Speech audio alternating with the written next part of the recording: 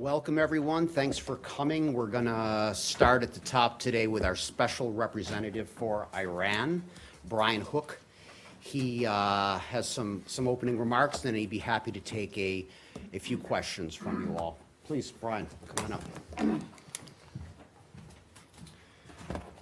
Hello. Good to see you. Wonderful to see you. Thank you, Matt. As you Now that our sanctions on the Iranian regime have been reimposed, we want to alert nations of the risk of doing business with Iran's shipping sector. If Iranian tankers make calls to your ports or transit through your waterways, this comes at great risk. The United States urges you to consider the advisory we are issuing today. The sanctions that were reimposed on Monday include sanctions on Iran's port operators, as well as its energy, shipping, and shipbuilding sectors. We placed on our sanctions list Iran's national maritime carrier, the Islamic Republic of Iran Shipping Lines, and its oil transport giant, the National Iranian Tanker Company. These sanctions are critical to our maximum pressure campaign. Iran's energy sector accounts for up to 80% of the country's income from exports. The regime uses this revenue to support its terrorist militias, fund missile proliferation, and sustain its revolutionary exploits that destabilize the Middle East. We have also reimposed sanctions on the provision of underwriting services, insurance, and reinsurance. Knowingly providing these services to sanctioned Iranian shipping companies will result in the imposition of U.S. sanctions. As Iran's maritime carriers and vessels are redesignated and lose access to insurance on the international market, they are likely to turn to self-insurance. We suspect they will use Iranian insurance providers such as Kish P&I. Should there be an accident involving an Iranian tanker, there is simply no way these Iranian insurance companies can cover the loss. This is especially important for Iran's crude oil tankers, which are usually insured for amounts of $1 billion or more. Oil spills and accidents involving tankers are extremely costly. The immediate costs associated with response and cleanup can range from hundreds of millions of dollars to billions of dollars.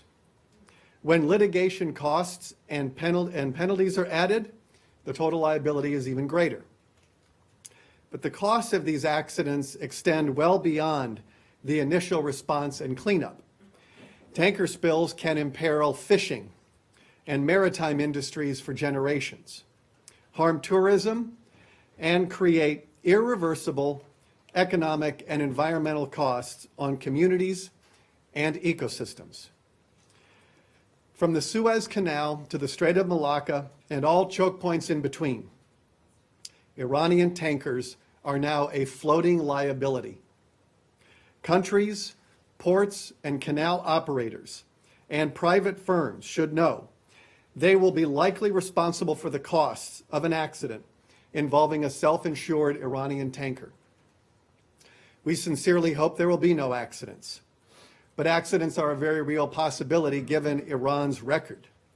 Only 10 months ago in January, an oil tanker managed by the National Iranian Tanker Company collided with a vessel in the East China Sea. The tanker was carrying 1 million barrels of condensate. The tanker burned for 1 week and then sank. The collision led to the largest release of condensate ever and caused an oil spill the size of the city of Paris. As the cleanup continues, the liability for this will be in the hundreds of millions of dollars. Iranian insurance companies only covered a small portion of that vessel's liability. The majority of the tanker's value is covered by international insurers.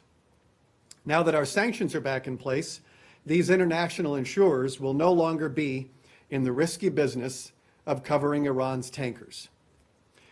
Self-insured Iranian tankers are a risk to the ports that permit them to dock, the canals that allow them to transit, and the boats that cross their path. This exposes the entire maritime shipping network to immense liability. If entities continue to do business with Iran's tankers, they may assume that Iranian insurers can and will absorb the full liability associated with the accident. This is a fantasy. There is little to gain by taking on so much risk for so little return. Just as concerning, entities who allow self-insured Iranian tankers to transit through their canals or dock in their ports may be facilitating Iran's illicit activity. Iran has supported the Assad regime in Syria by regularly shipping millions of barrels of Iranian crude to the country. Those entities who permit the transit of Iranian tankers may very well be enabling this activity. I have described very serious liability concerns, but all nations should also be aware of the safety standards and practices of Iran's oil tankers. There are increasing reports that Iranian tankers are switching off their AIS transponders at sea. These transponders are safety devices used for collision avoidance and navigation. They enable ships to see other ships and to communicate with coastal authorities. Under international maritime law, vessels have been required since 2004 to use them to broadcast their identity and location. Based on credible data, we now know that up to a dozen Iranian tankers have recently disabled their maritime transponders and have effectively gone dark. We should not be surprised that an outlaw regime also violates basic maritime law. Turning off these transponders makes tankers harder to track and is a tactic that Iran has used in the past to evade sanctions. In 2012, a majority of vessels in the National Iranian Tanker Company's fleet turned off their transponders in the run-up to the imposition of U.S. oil-related sanctions. This tactic is a maritime security threat. These transponders are designed to maximize visibility at sea, and turning them off only increases risk of accidents and injuries. Self-insured Iranian tankers engaging in unsafe behavior with many tons of crude oil on board is courting environmental and financial disaster. Our strong message to any entity considering doing business with these Iranian tankers is to rethink your decision. Protect your port, protect your business, and promote maritime safety. Happy to take any questions. Matt? Just to, on this whole shipping thing, just to be devil's advocate here for a second, why should people not look at this and say that this is an admission or an acknowledgement that the sanctions are going to make international maritime, international shipping more dangerous? Well, the burden is on Iran to make it safe. We're not the one turning off the transponders. You're the one making it impossible or difficult for them to get insurance. I think you're misplacing the burden of compliance on the United States. Iran has tankers. Maritime law requires them to keep their transponders on. They're turning them off to evade our sanctions. And then just one other thing. I wanted to go back to the question I asked you on Friday. Yeah. And this is it's going to sound awfully nerdy and technical, but I just want to make sure that. So I asked why Treasury Secretary Mnuchin used the word jurisdictions and not countries, and I suggested it might be because Taiwan would be one of the countries getting an exemption, and you said no. I get it, nations. And then the secretary, when he made his announcement on Monday, included Taiwan as among the 8 countries. Right. He specifically said. Does this mean that at least the two of you, Brian Hook and Secretary Pompeo, regard Taiwan as a country, or is this just kind of a slip of the tongue? Have you heard from the Chinese about it? No, our policy has not changed. The United States remains committed to the U.S. One China policy, the 3 joint communiques, and our responsibilities under the Taiwan Relations Act. So why call it a country and court the ire of the Chinese? The SRE that we have granted to Taiwan is relevant to Taiwan's economy. And anything else you may have heard, or whatever you've interpreted, nothing has changed on our policy. Michelle from NPR. Is the allotments, the waivers, how much oil are these countries allowed to export during this time? Is there a cap on it? And then also, can you explain how you plan to monitor the escrows in the weeks and months ahead? I can't get into specific volumes because that's confidential. It's a bilateral agreement that was reached in each of the SREs. We do. But there is a cap on each one? In order to be eligible for an SRE, a country needs to show a significant reduction. And so we are going to be continuing our path to zero. As you heard the president say today, and I think a couple of days ago, we have been able to take off 1 million barrels from Iran's exports, and we have actually brought down the price of oil.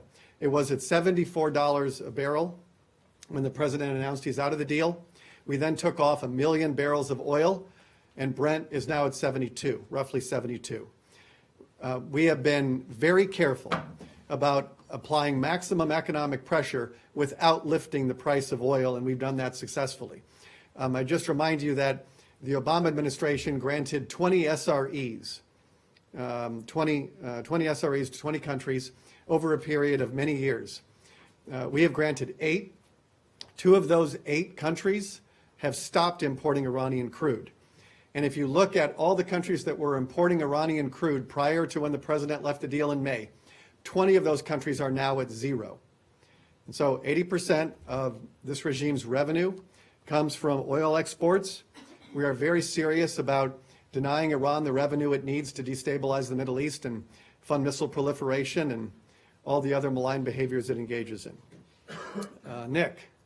Brian, the ship you mentioned that sunk off the East China Sea was among those targeted for sanctions in the announcement that came out Monday. Why was that, and what does that say about the accuracy of that list of 700 entities that you put forward?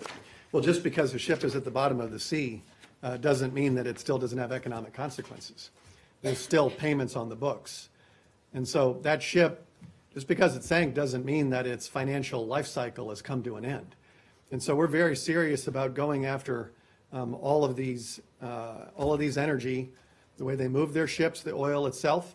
And so that's why we did that. Lori? Hi, First N24. Yeah. The Iraqi prime minister just said that Iraq is not part of the U.S. sanctions against Iran, and it wants a balanced relationship with the U.S. and Iran. What's your comment on that, and is Iraq in compliance with the sanctions so far?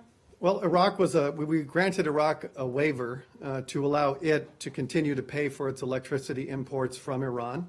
We are confident that this will help Iraq limit electricity shortages in the south.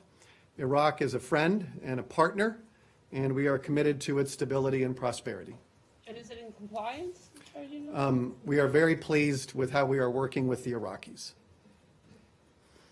Leslie. Yeah, Brian, since you can't reveal the details of those exceptions that you've made with 8 of these countries, can you at least give us some kind of idea as to how much those countries can import from Iran during this time, and also what level of oil,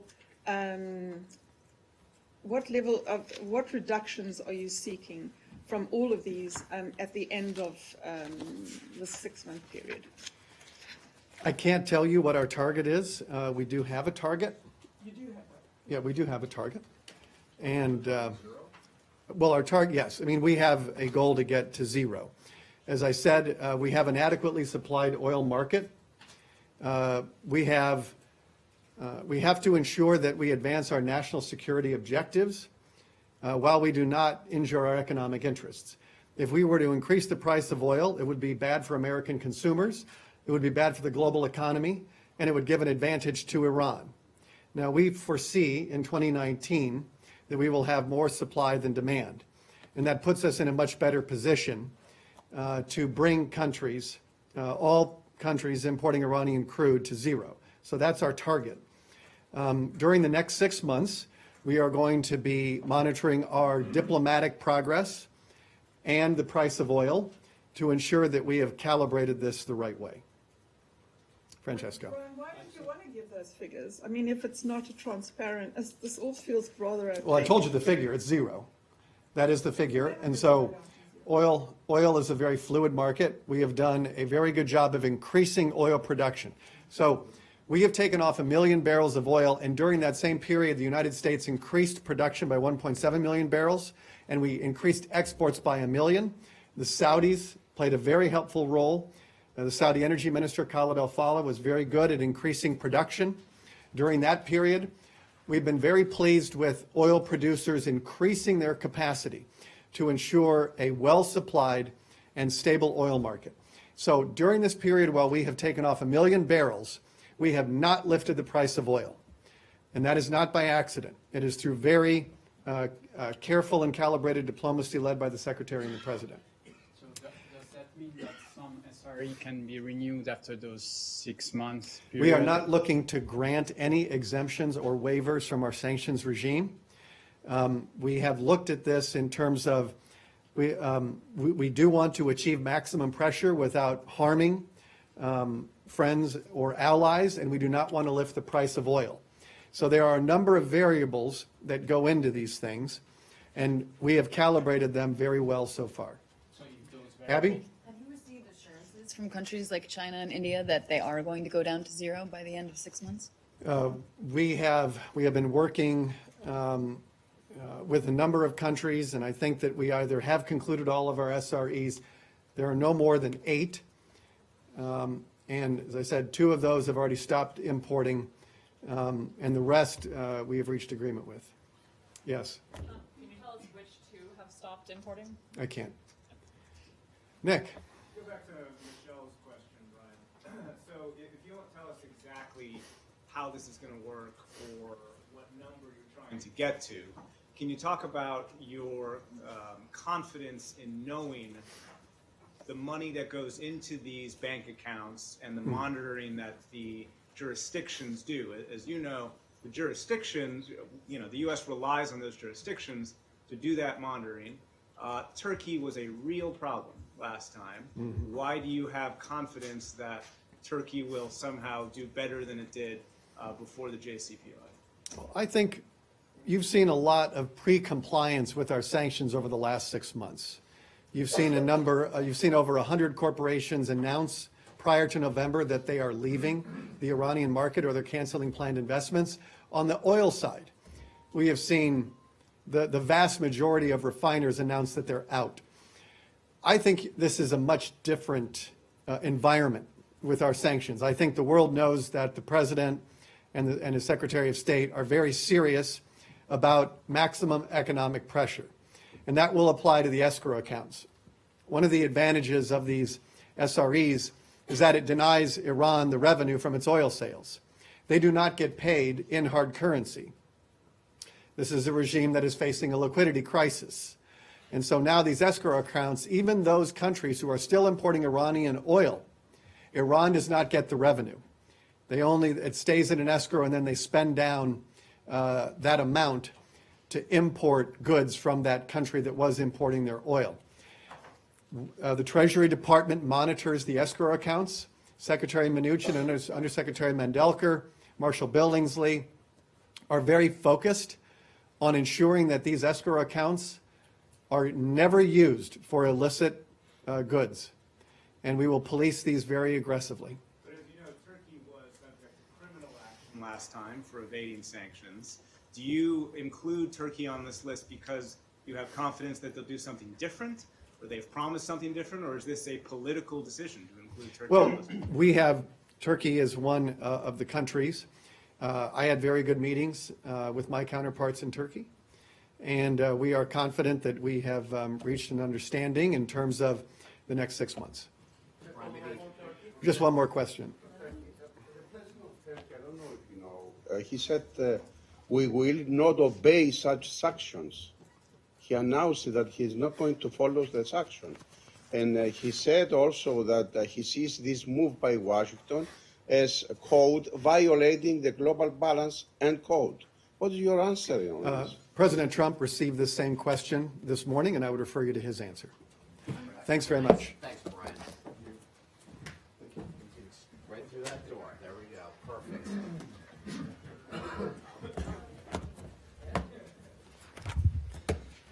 All right. A couple things for the top.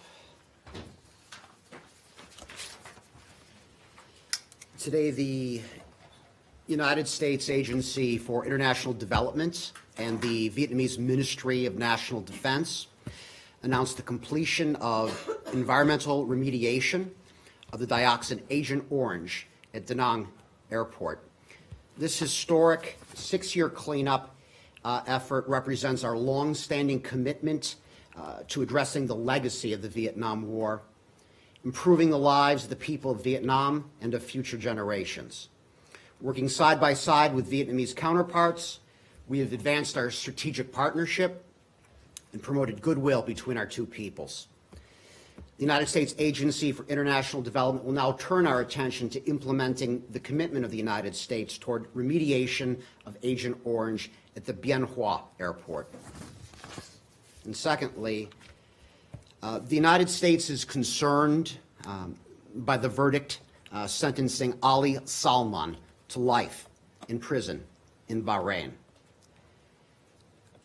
We've closely followed this case against the former parliamentarian and Secretary General of the Al-Wefaq Political Society, including a previous acquittal on these same charges on June 21st. We understand the verdict may be subject to further appeals. The United States will continue to engage regularly with the government of Bahrain on a range of shared interests, including the importance of safeguarding fundamental freedoms and human rights. And with that, I'd be happy to take a few questions. Associated Press, please. Water is good? The water is good. No glass today? No glass. They forgot my glass. No, they didn't. I stand corrected. Let me get my glass, Matt. How's that? Yeah. Perfect. There you go. All right. Nice. Very Okay, nice. good. A State Department logo on it, too. Very It nice. does. I want to ask you about North Korea and the talks that have been postponed that were supposed to be tomorrow. First, just logistically, why did you guys see fit to announce this at 1 minute past midnight? So you're referring to the spokesperson's statement that went out last night. And for those who haven't seen it, it announced that Secretary of State Michael Pompeo's meeting with officials from the Democratic People's Republic of Korea, scheduled for this week in New York, will now take place at a later date. We will reconvene when our respective schedules permit. Ongoing conversations continue to take place. The United States remains focused on fulfilling the commitments agreed to by President Trump and Chairman Kim at the Singapore summit in June. As to the timing, as soon as the information that we had was confirmed, we decided to release it as early as possible. What is the reason for the postponement? I understand it says in the statement that you'll set it up again once the schedules permit, but why is it not happening tomorrow as planned? Is it is there a rescheduled date for it? Well, to the latter question, we have nothing to announce at this time. To the previous question, schedules change. Schedules change all of the time, in fact. Sometimes we make these things public. Sometimes, as our schedules change, they're not public. And this is a case we're dealing with purely a scheduling issue, and it's just as simple as that. Well, I mean, scheduling issue can encompass a lot of things. Whose schedule was the problem here? As far as, I mean, the president, when he was asked about this, said something about travel, but the travel that he and the secretary are they're making to Paris doesn't begin until, after this meeting would have happened. Is it that kind of scheduling problem, or is it the problem is the scheduling as in the North Koreans want your sanctions lifted now as opposed to later, and you guys want them to make another concession? You know, they want a step-by-step process. Is that the scheduling that's the issue, or is it personal? Timing. This has to do with timing, as a matter, we're talking about scheduling, and I'll leave it at that. Kim Jong-chol couldn't make it to. I'm not going to go into details on our discussions with the North Koreans regarding this. If it's purely a scheduling issue, if it's just about schedules, why is that secret information? Why not just say Kim Jong-chol's schedule didn't work out, or Pompeo had something else he needed to do? Like, why is this so difficult? We're not going to go beyond the fact that this is purely a matter of our ability to schedule this. It's as simple as that. There's nothing additional to provide here. President spoke on this earlier today as well, and he's talked about this before. We're not in a rush. We're going to get this right. More on North Korea? All right, let's go to the front. Leslie. The optics of this appears that, you know, last-minute changes at a time when the North Koreans have said they want some of the sanctions lifted, appears that this has run into trouble, that the talks between the two sides have run into trouble. Would that be true? Not at all. We're actually we're in a pretty good place right now. We are confident going forward. Scheduling issues can happen, but that's okay. We're not going to be driven into artificial timelines. President's been clear. We don't need to rush this. We are going to continue to make progress. North Korea, let's go to Francesco in the front. How soon do you plan to reschedule this meeting if you have to plan a summit between the president and Kim Jong-un for early 2019?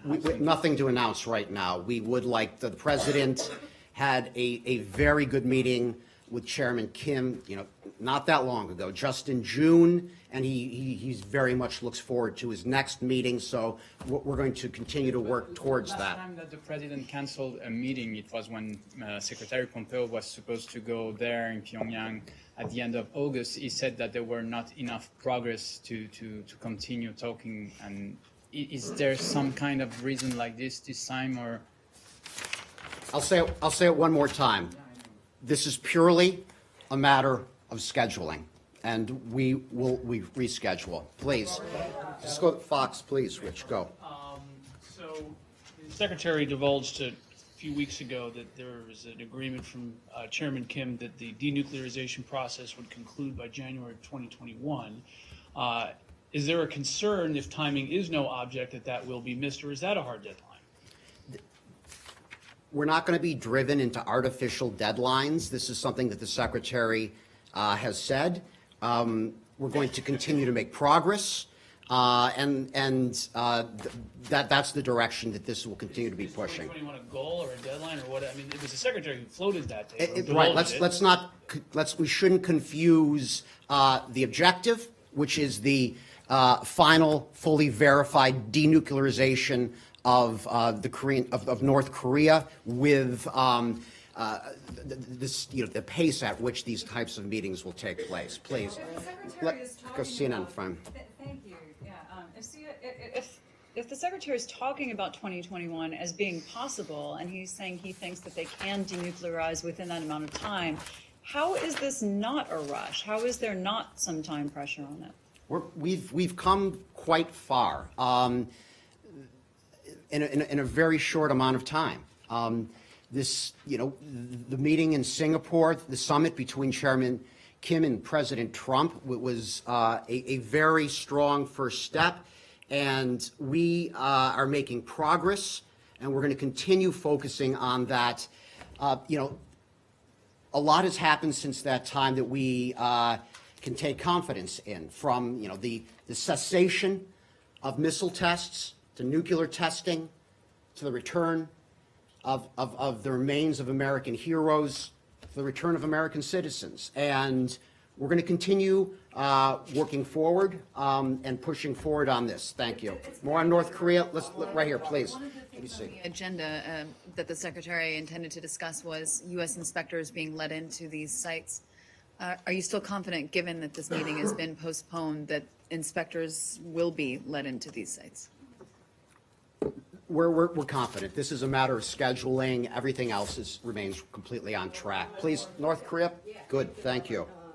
When September 19th, President Moon and Kim Jong-un meeting in Pyongyang, and Kim Jong-un already noticed that they will not give any nuclear list to United States.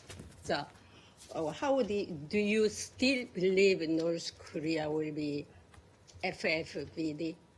I'm sorry, that I believe North Korea will what? FFVD, like finally and fully verified denuclearization. That's something that the Chairman Kim agreed to at the summit in Singapore, and we very much look forward to Chairman Kim honoring his handshake with the president and meeting those regards. Not give any list for the nuclear. I'm not going to get ahead of negotiations that are taking place, but I will say that we are in regular contact with North Korea, and that's not going to change. Please, one more North Korea. Okay. I'm just, how do you balance the president and apparently now the secretary's expression that there will not be any artificial timelines, you won't be pressured into setting those timelines against the fact that it's obviously in North Korea's interest to have this process go on for as long as possible, and as you saw from the Security Council, the desire for sanctions, for strict sanctions enforcement is clearly crumbling. Sanctions remain in place, and those are the world sanctions that remain in place. Sanctions are what brought us, to what is possible at this point, and what is possible is, with the denuclearization of North Korea, truly a brighter future for the North Korean people. That's something that we're going to continue to pursue. So that's it. Let's move on. You said that, I think if I heard you correctly, this might have something to do with scheduling. And then that you said that everything else remains completely on track. Doesn't that answer suggest that these meetings aren't on track? Doesn't that response suggest that there's a problem here? We have a scheduling matter that we are going to move on from and reschedule, and it's there's nothing beyond that at this point. Our talks are ongoing, our conversations with the North Koreans, and we're going to continue to drive forward. So you're saying things are going well then with the North Koreans in these negotiations? We have ongoing conversations with the North Koreans. We will be rescheduling when schedules allow. Next topic, let's go. What do we got? Yemen. Let's go to Yemen in the back, please. The fighting around Hudaydah seems to be picking up with UNICEF and MSF and all these aid groups are saying children are at risk at these hospitals, and I wonder what's happened to the U.S. call for a ceasefire.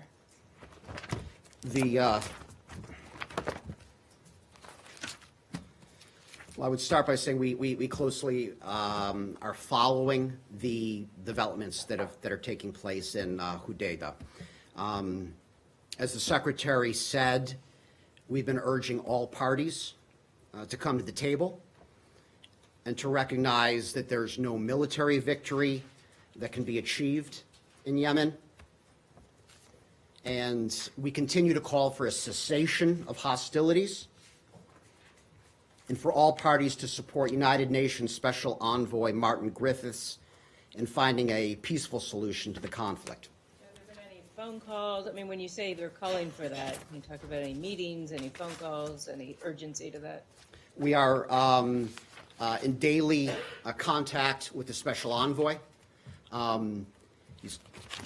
We are in contact with a wide range of Yemeni interlocutors, as well as international partners throughout the Middle East. We'll remain in touch.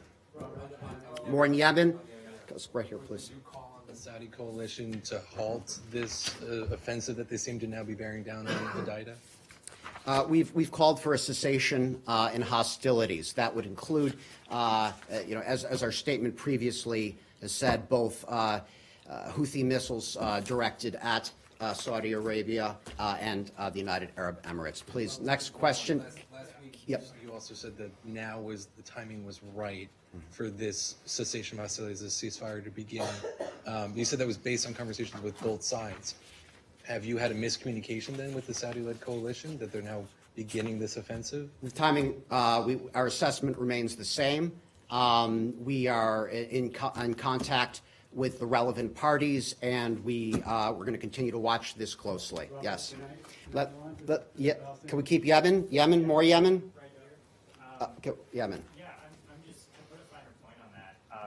I mean, did the coalition, the Saudi coalition that the U.S. supports, coordinate with or tell you in advance that they were going to increase fighting around Hodeidah, or did they just ignore the secretary's call? We've been clear with Saudi, Emirati, and Yemeni officials at every level that the destruction of critical infrastructure or disruption of the delivery of vital humanitarian aid and commercial goods is unacceptable, and we are in close contact with our partners. Yes. Just to follow up on that, because you're not really answering the question. I mean, the Secretary of State issued a very explicit statement with the Secretary of Defense saying it was time for this to end, and it's not ending. Do you see that as a slap in the face, and what are you going to do about it? November was the month that we have called for, and that is what the special envoy is pursuing. We continue to call for cessation of hostilities. That is cessation of hostilities and vigorous resumption of a political track. That is the way forward. That's how we are going to ease this humanitarian crisis. The United States message remains: we need to end this conflict and replace this conflict with compromise. And that's all I have on this hot topic for today. More on Yemen? Yemen, please, just one thing. Oh. So since the call for cessation of hostilities, have you seen any reduction in hostilities? I'm not going to characterize actions on the ground. Our position remains, has not changed. We are closely coordinating and urging a cessation of hostilities and a resumption of the political track, and we'll continue to push forward in that regard. Change topic. I have nothing more on Yemen today, guys. Nothing more. Nothing. Are you confident in the end of this 30-day period there will be a cessation of hostilities? We believe the timing is right now. Yes. So, okay. Back here, please. Moscow announced recently it would host a meeting on November 9th on Afghanistan, and I'm wondering if you got an invitation and if any American officials will participate. And also my second question, the administration informed the Congress that Russia hasn't complied with requirements of the Chemical Arms Act, and I'm wondering what will be the next steps? Is there any decision already on sanctions? Can you walk us through this process? Thank you. Okay. Regarding the first half of your question about meetings in Moscow, the United States believes that all countries should support direct dialogue between the government of Afghanistan and the Taliban to reach an end to the war. And we've been clear that no government, including Russia, can be a substitute for the Afghan government in direct negotiations with the Taliban. Regarding an American representative, I can tell you that in coordination with the Afghan government, the United States Embassy in Moscow will send a representative to the working level to observe the discussions, and the United States stands ready to work with all interested parties to support and facilitate a peace process. Regarding your second question, can you repeat it, please? Yes, sure. So the administration informed the Congress that Russia has not complied with the requirements of the Chemical and Biological Weapons Warfare Elimination Act. And can you walk us through this process? What will be next? Is there any decision on sanctions already? And what will happen? Are there consultations, or how will it go? Thank you. Right. Okay. So we made a determination against the Russian government over its use of Novichok, nerve agent, against Sergei and Yulia Skripal back on August 6th.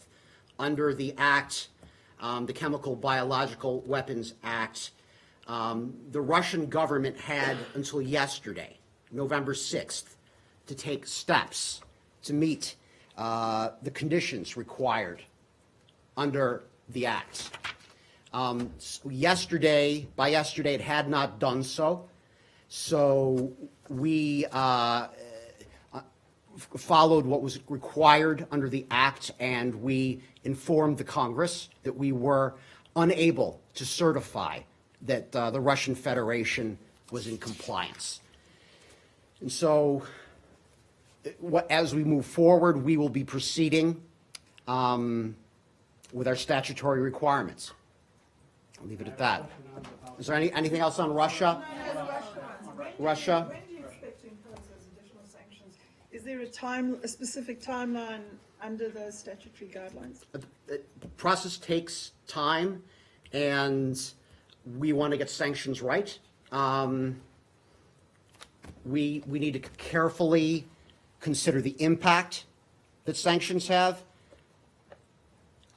on U.S. national security interests, and I'll leave it at that. But this is something that we take seriously. More on Russia? On Russia, Francesco. Yeah. Some congressmen expressed regret that you weren't ready with a plan for immediate sanctions once the determination was made, since you had 90 days to know what were the consequences of the sanctions on national security and so on. And they said that this can look as hesitation towards Russia. Are you going to act quickly to answer those concerns? We want to get the sanctions right. It's important that we do so. Sanctions require, that's a process that takes time. As far as the law goes, the law is pretty clear that under the statute, our obligation by yesterday was to inform the Congress, and we met the requirements of the law. Anything else on Russia, please? As part of the law, one of the stipulations is the president shall either downgrade or suspend diplomatic relations. Is suspending diplomatic relations one of the sanctions that's being considered? We will follow the what's required under the Act itself. We intend to do that. As far as what will be considered and what will be imposed, that I'm not going to be able to preview future sanctions in that regard. Last question on any more on Russia? Russia? Is it correct that there's no timeline for this consultation period? That is correct. So in other words, it could last until it could last as long as the North Korea denuclearization process. Or even longer. At a time and a place that we so choose, we will after we've worked this out, we will move forward. So let. Yeah, but we will move forward. We're unaware of a statutory deadline. Okay. Take away the impact, though, when you're telling a country, if you don't do this within this period of time, here comes the next much tougher tranche of sanctions. And now you say, well, there's no timeline, we need to get it right, the process takes time. Doesn't that take away the intended bite of the law? We don't intend to preview when, but the when will come when we are ready, and because we're going to get it right. And that's all I have on that. Last final question. Saeed, please, Saeed. Okay. So, never easy. Two quick questions. Prime Minister Netanyahu told the Israeli radio that occupation was baloney, to quote him. And he says the powerful can get away with anything, referring to settlements and grasping of land and demolitions of homes in the West Bank and so on. Do you agree with his assessment that occupation is baloney? I would refer you to the Prime Minister for more information on his reported comments, What okay? is your position on the occupied West Bank? I mean, the last few months have been like free for all for the Israelis to grasp whatever land, build more settlements, demolish more homes and so on. What is your position on the occupied land? After all, Mr. Greenblatt was just there. I don't know whether he met with any Palestinians, but could you tell us your position on these issues? Our policy has not changed. Do you have another question?